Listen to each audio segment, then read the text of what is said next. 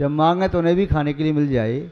और कोई साधु त्यागीवती संत महात्मा नगर में आ जाएं, भगवान ऐसा करना मैं उन्हें खिलाए बिना न खाऊं। पहले कोई भी त्यागीवती संत महात्मा आए, उन्हें खिला करके तभी मैं खाऊं। यदि मेरा पुण्य कमजोर हो, मेरे घर न ले पाए, तो कम से कम उनकी हार की बेला टाल करके, उनके हार की अनुमोदना करके अपने यहाँ व्यवस्था बना के, मेरा भाग्य है तो प्रदान कर रहा, आ गए तो उनको हार दे दिया, नहीं तो 3 कम 9 करोड़ मुनि महाराज के हार की अनुमोदना करके तब मैं हार करूँ। इतनी सामर्थ्य देना, ऐसी सामर्थ्य नहीं देना कि एक दिन लगाऊंगा न्योता करके आऊँगा, महाराज आपको आना ही पड़ेगा।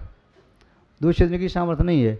और तीसरे दिन खाली रह गया तो फिर आंसू बहाऊंगा, महाराज आप कैसे हैं, आप तो उन्हीं के यहाँ जाते हैं, मेरे यहाँ तो आते ही नहीं है। ऐसा नहीं, मुझे तो सामर्थ्य ऐसी देना कि जिंदगी भर भरत चक्रवर्ती की तरह से लगाता रहूँ, एक दिन भी ऐसा न जाए कि मैं हार न दूँ।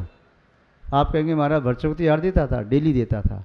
राजा महाराजाओं को सूतक पातक नहीं होता है, इसीलिए वो डेली भी हार देता, डेली पूजा करता। आप सामान्य मनुष्य हैं तो सूतक पातक का पालन भी करना पड़ता है। जब शुद्धि होती है तो ध्यान रखो कि ऐसा तो पुण्य का उदय आ जाए कि मैं बाहर जाके नहीं दे पाऊँ, तो कम से कम अपने घर में आए अतिथि का सम्मान तो पूरा कर सकूं।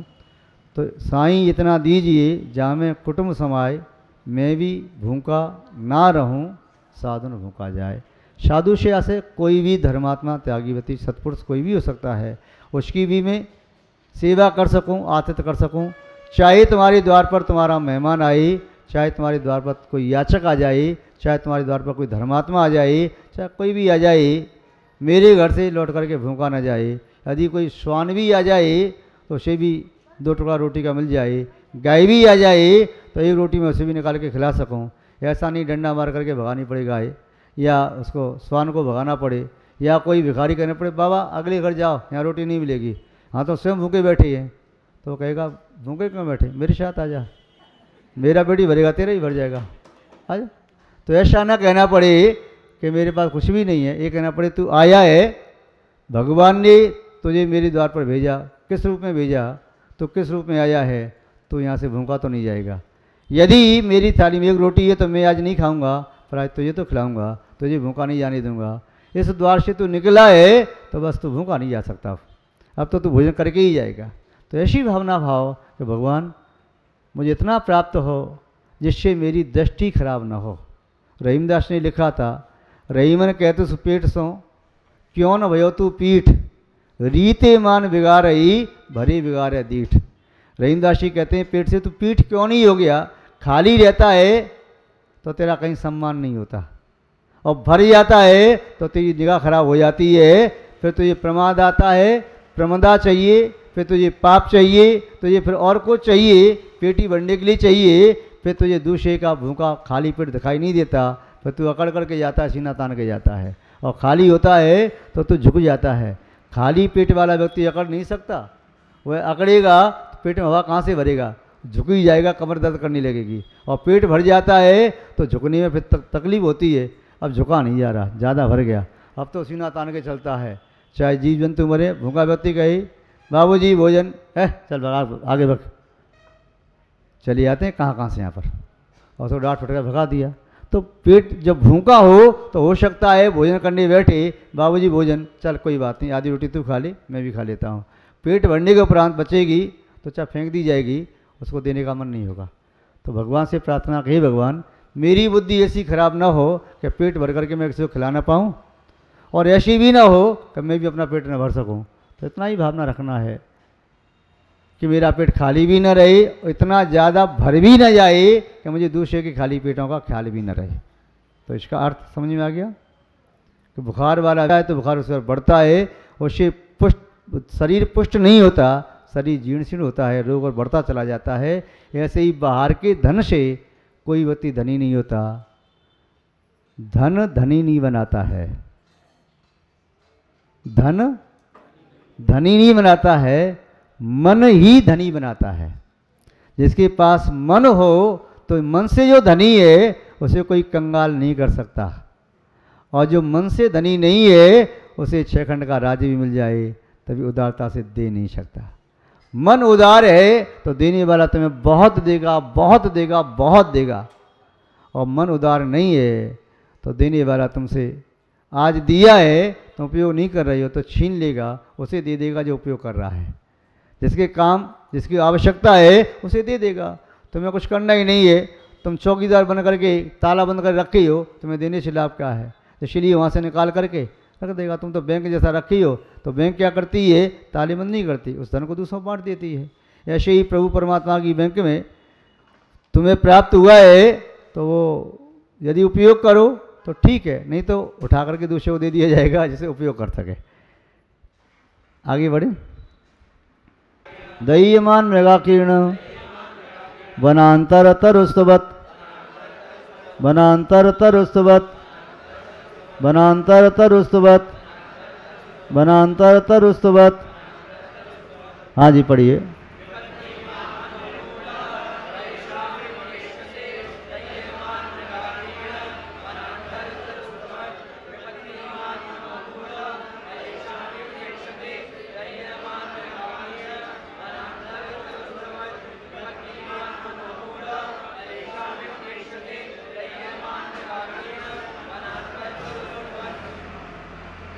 शुद्धिकरण भी होगा और कंठस्थ भी श्लोक होगा 3 बार पुनः पूर्ण शक्ति और भक्ति के साथ।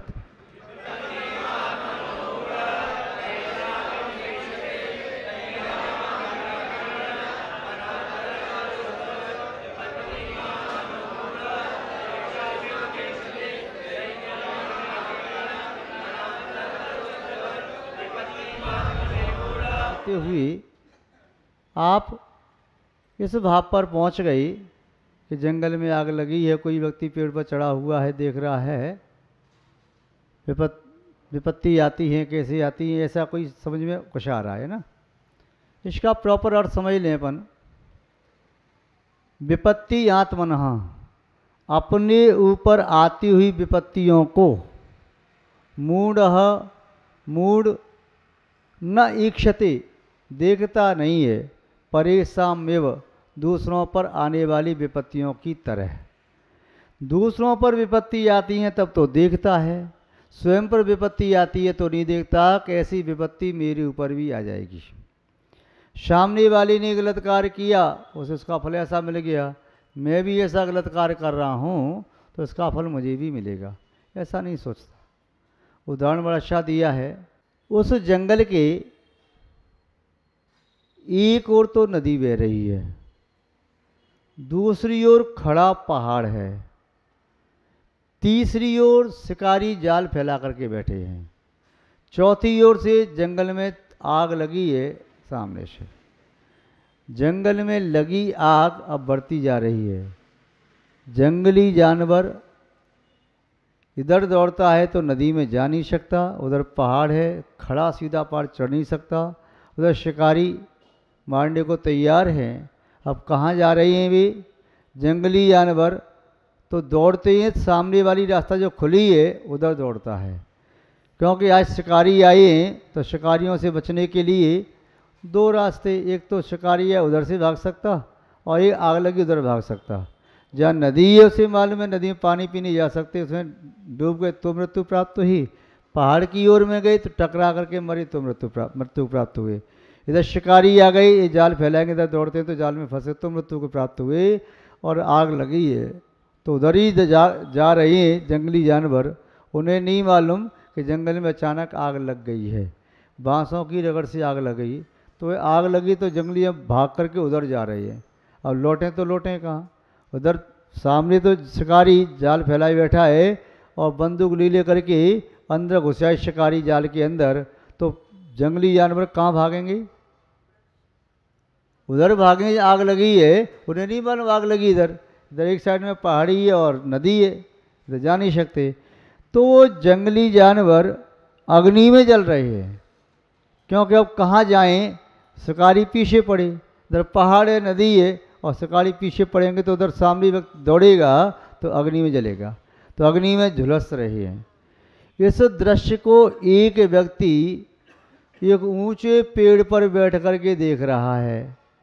वो अपने साथी से कहता, देखो अरे अरे देखो वो जल गया, वो खरगोश जल गया, वो देखो वो हिरण जल गया, वो देखो रीछ जल गया, वो गीदड़ जल गया, देखो सांप जल रहा है, बिलाव जल रहा है, जंगली चूहा जल रहा है, वह श्वान जल रहा है, वह कह रहा है देखो वो जल गया, वो जल गया, अरे देखो अग्नि की लपट उधर आ गई, उधर भी आ गई, उधर भी आ गई। वह देख रहा है सबको, देख करके दुखी होता है, हाय रे वो भी देखो जल गया, हाय देखो वो जल गया, हाय वो जल गया। किंतु वृक्ष पर बैठा हुआ वह ये नहीं देखता जिस वृक्ष पर मैं बैठा हूँ ये वृक्ष भी जलेगा और मैं भी मृत्यु की गोद में चला जाऊंगा। तो मूर्ख व्यक्ति दूसरों को देखता है, हे भगवान देखो उसके घर में देखो दुख आ गया, मातम सा छाया है, उसके घर में किसी इष्ट का वियोग हो गया, हे भगवान देखो उसे व्यापार में घाटा लग गया, अरे भगवान उसे तो देखो ऐसा हो गया, उसके लिए ऐसा कष्ट, ऐसी प्रतिकूलता, देखता जा रहा सबके लिए। देखो उसने ऐसा पाप किया, अभी ज़्यादा दिन तो नहीं हुए, मालूम है, देखो उसका ऐसा हो गया। देखो उसने कौन कमी छोड़ दी थी, वो भी तो खूब पाप कर रहा था, अपने आप को समझता था शहंशाह, उसने ऐसा किया ऐसा किया ऐसा। देखो भगवान के घर में देरी तो है, अंधेरी नहीं। देखो ए भव में आ गए, देखो आ गए। किंतु ये दूसरों के लिए तो कह रहा है किसने ऐसा पाप किया था ऐसा फल मिल गया, ऐसा किया ऐसा फल मिला। या कोई दुखी है तो कहेगा देखो उसने पूर्व में कोई ऐसा पाप किया होगा, नहीं किया होता तो आज वह कर्म उदय में कैसे आता। टंकी में जो भरा है वही उदय में आएगा। टोंटी खोलो, पानी भर दिया तो पानी निकलेगा, दूध भर दिया तो दूध निकलेगा, रस भर दिया तो रस निकलेगा, घी भर दिया तो घी निकलेगा, पानी जैसे कलर का भर दिया वैसे कलर का निकलेगा। ऐसे ही हमारी आत्मा में एक स्टोर रूम भी है, वह स्टोर रूम जिसे कहते हैं सत्ता में बैठे हुए कर्म, सत्ता कहलाती है। स्टोर रूम क्या कहते हैं? सत्ता। और उदय को कहते हैं टोंटी। टोंटी में जो भी निकल के आ रहा है कहाँ से आ रहा है? सत्ता में से। सत्ता में नहीं हो तो उदय में आ जाएगा क्या? अरे जब पीतल की टोंटी लगी थी तब जिसमें से पानी निकलता था, अब टोंटी स्टील की लगा दी है इसलिए इसमें से अब दूध निकल रहा है। टोंटी बदलने से कुछ नहीं होता, जो अंदर भरा होता वही निकलता है। टोंटी कैसी भी लगी हो वह तो एक निमित्त है, द्वार है। अरब कंट्री के कुछ व्यापारी इधर इंडिया में आए, वहाँ पर अरब कंट्री में जल की कमी रहती है और पानी के लिए जल की पूर्ति कर पाना बड़ा मुश्किल होता है। बाहर से पानी मंगाते हैं बहुत दूर से। वहाँ पर ईरान और इराक इत्यादि में, कुवैत में जो कुएं हैं उसमें पेट्रोलियम निकलता है, डीजल आदि निकलता है। तभी कपड़े भी गंदे पहने रहते हैं, पहने रहेंगे कोरे कपड़े को, जब तक वह बिल्कुल गंदा होने हो जाए तब तो उतारते नहीं, क्योंकि धोने के लिए पानी है ही नहीं, पीने के लिए पूर्ति नहीं, धोने के लिए कहाँ से आए। तो क्या करते हैं, उनको उतार करके विदेशों में भेज देते हैं। विदेशों में कपड़े धुल करके पुनः साफ हो गए, उनको पुनः बिक्री हो जाती है, लोग खरीदते हैं, गरीब व्यक्ति को आधी ईंट मिल जाए, चौथाई मिल जाए, जैसे मिल जाए। अरब कंट्री के जो व्यापारी आए उन्होंने देखा कि यहाँ इंडिया में पानी की कमी नहीं है। कैसे पानी? देखा एक चौराहे पर टंकी बनी, नल खोला, पानी निकल के आ गया, पिया, बड़ा ठंडा पानी, स्वादिष्ट पानी। उधर देखा उधर भी पानी, टोंटी खोली पानी निकल आया। उधर गया वहाँ देखा तो वहाँ पानी, जहाँ देखे टोंटी खोले पानी निकल आए। बोली इसमें बड़ा चमत्कार है। पूछा ये टोंटी कहाँ मिलती हैं? बोले सामने वाली दुकान पर। बोले 100-200 टोंटी दे दो। बोले 100-200 तो नहीं है, और जितनी उतनी दे दो, 100 टोंटी दे दी। बोले पानी अच्छा देती हैं? बोले बहुत अच्छा। बोले गया कंट्री में, बोले मुँह मांगा दाम भी दे दिया उसने। इंडिया वाला व्यक्ति सोच रहा था ठीक है आज अच्छा फंसा। अब टोंटी में से पानी निकलता है, इसमें निकलता है पानी? क्या निकलता है, जब टंकी में लगाओगे तब निकलता है। और ठीक है टंकी में लगाऊंगा मैं भी, ऐसे टंकी में ले गया रहा कंट्री में। बोले अब चिंता नहीं करना है अपन लोगों को। क्यों? अब बहुत पानी है हमारे पास, बहुत पानी। इंडिया से मैं ले आया। काय से? पाइपलाइन से। अरे नहीं, काय की पाइपलाइन, तुम कहाँ पड़े पुराने ज़माने के आदमी। नई टेक्नोलॉजी आ गई अब तो। दुनिया कहाँ से कहाँ पहुँच रही है। कोई मंगल पर खेती करने की ख्याल कर रहा है, तो कोई आलू को सोना बना के निकालना चाह रहा है, और कोई कुछ कर रहा है। ये कहाँ से कहाँ जा रहे तुम लोग। अच्छा देख कितनी सारी टोंटी लगाओ, सब टंकी बनाओ, टंकी टोंटी लगा दी, खोली इसको पानी। अरे तू छोड़ा बहुत पानी कह रहा है, तू तो पूरा कहना बाल्टी रख ले, बाल्टी भर जाएगी, पी, बहुत ठंडा मीठा पानी निकलेगा। बिल्कुल पानी नहीं निकला। बड़ा गजब कर दिया। इंडिया वाले व्यक्ति हम समझते बड़ी देवता आदमी होती हैं, आध्यात्म देश कहलाता है, आध्यात्म विद्या का गुरु कहलाता है, सत्यवादी ईमानदार निष्ठ लोग वहाँ रहते हैं। किंतु उन्होंने क्या किया, छल किया मेरे साथ, लौट करके आया। भाई क्या हुआ, टोंटी पानी निकलता ही नहीं। तो कौन सी टोंटी, बोल रहा ये देख टोंटी। उसने टंकी में टोंटी निकाली और उसने दूसरी टोंटी लगाई, देखा निकल रहा है पानी, निकलता है। बोले लगता है तुमने इसको जादू मंत्र कर दिया, तुम लोग कोई तांत्रिक हो, जादू मंत्र कर देते हो, जो इंडिया में पानी निकलने लगा वहाँ पर पानी निकला। बोले तू बाल्टी भर ले, ड्रम भर ले, टंकी भर ले, जो भर ले, इस पर जितना भरना चाहे। बोले कारण क्या है, बोले कारण बस इतना सा ही है, जब टंकी में पानी भरा जाता है तभी निकलता है, बिना भरे नहीं निकलता। महानुभाव, ये टोंटियाँ ये पानी स्वयं नहीं देती, पानी होता है तभी देती हैं, जो भरा होता है सो निकालती हैं। एक टोंटी दूध दे रही है, एक टोंटी पानी दे रही है, कोई घी दे रही है, कोई छाछ दे रही है, कोई रस दे रही, उस टंकी में जो भरा है वही निकल के आता है, दोष टोंटी का नहीं है। यदि टोंटी ही सब कुछ देने लगी तो व्यक्ति कुछ भरने की आवश्यकता ही न पड़े। महानुभाव, व्यक्ति भी सोचता है कि मैंने कर्म किए, कौन देख रहा है मेरे कर्मों को, किंतु टोंटी खोलूंगा तो निकल के आ जाएगा। और टोंटी जैसे खोलता है मंदिर में आकर के, वह पुण्य के क्षेत्र पे टोंटी खोलता है, किंतु रात्रि में जो पाप किया है उस समय रात्रि में तुमने अपनी टंकी में कीचड़ भर ली है, और टंकी में कीचड़ भरी है, अब तुम चाहे जहाँ गंडे का जूस निकल रहा है वहाँ अपनी टंकी खोलो, निकलेगी कीचड़। तुम सोचो गंडे का जूस निकल आए, जहाँ पर दूध की डेयरी है वहाँ जाके टंकी खोलो, निकलेगी कीचड़। तुम सोचो दूध निकल आए, जहाँ पर स्वादिष्ट मीठा पानी है वहाँ टोंटी खोलो, निकलेगी कीचड़। जहाँ पर घी के ड्रम भरी हैं वहाँ अपनी टोंटी खोलो, तब निकलेगी कीचड़, घी नहीं निकलेगा। क्यों, हमने अपनी टंकी में जो भरा है वही निकलेगा, जो नहीं भरा है वह कहाँ से निकलेगा।